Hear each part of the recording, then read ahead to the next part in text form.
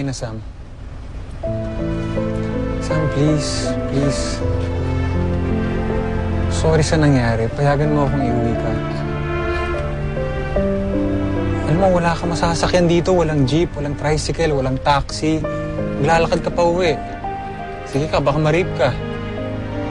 Sam, hindi ako aalis dito hanggat hindi ka sumasakay. Pagkatapos ng nangyari, wala akong mukhang maiharap kay Martin. Pero wala rin akong choice, kundi ang sumakay sa kotse niya. Kung ma-rape ako dun at matsugi, di tapos na ang kwento ng buhay ko. Hindi na matutupad ang itinadhana sa akin na maging isang diva. Diba?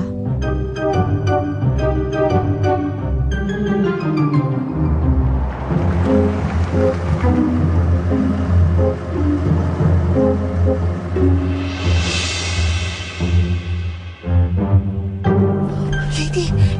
Si Martin, kasama si Sam.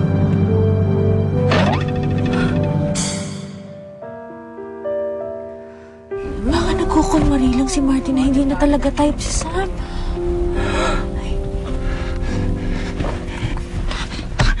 Walang iba sa puso ko kundi ikaw. Aking I hate you! I hate you!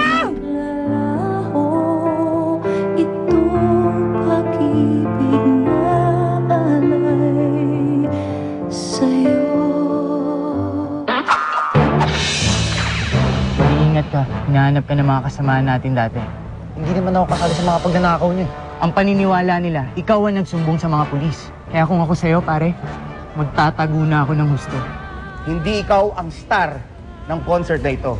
At pupunta ang lahat-lahat at libu-libong tao dito sa Music Museum para manood. Hindi para sa'yo, pero para sa kanila. Naintindihan mo? Kuha mo ko ng tubig. Bilis! Wak! Sungas na ka talaga! Ngit patudans ka pa!